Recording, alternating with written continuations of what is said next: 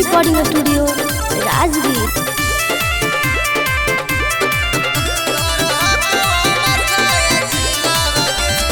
बचपन से ही रंगदार गे हमरा जाना यूपी बिहार गे सुन गे बचपन से ही रंगदार गे हमरा जाना यूपी बिहार गे हमरे आना जाना रहे थाना पुलिस जिलावा गे हमरे आना जाना रहे थाना पुलिस जिलावा गे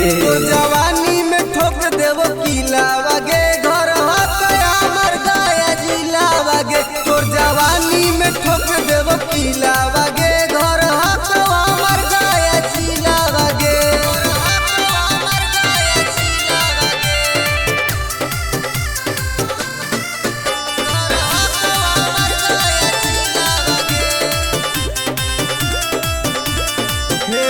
केहू से हकौ नहीं हमारा के डर गे जे भी आई सामने ओकर कर देबौ मर्डर गे केहू से हकौ नहीं हमारा के डर गे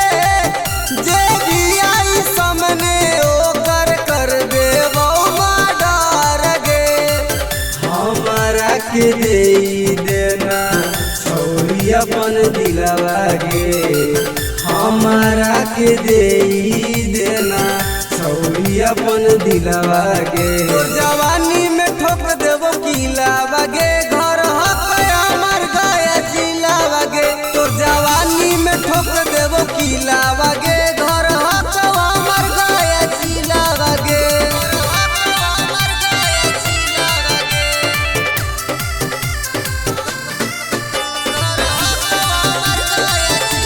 नमूना रिकॉर्डिंग स्टूडियो राजगीर। सब कुछ कर दिलियो छोड़ी तोरे नाम गे बन जो तू रवि दीवाना के जान गे सब कुछ कर दिलियो छोड़ी तोरे नाम गे बन जो तू रवि दीवाना के जान गे बुझे न यादव सुबोध के पिलावा गे बुझे न अनुज अकेला के पिलावा गे तो जवानी में ठोक देवो किलावा गे घर हमर गया जिलावा गे तो जवानी में ठोक देवो किलावा गे घर हमर गया जिलावा गे नमूना रिकॉर्डिंग स्टूडियो राजगीर।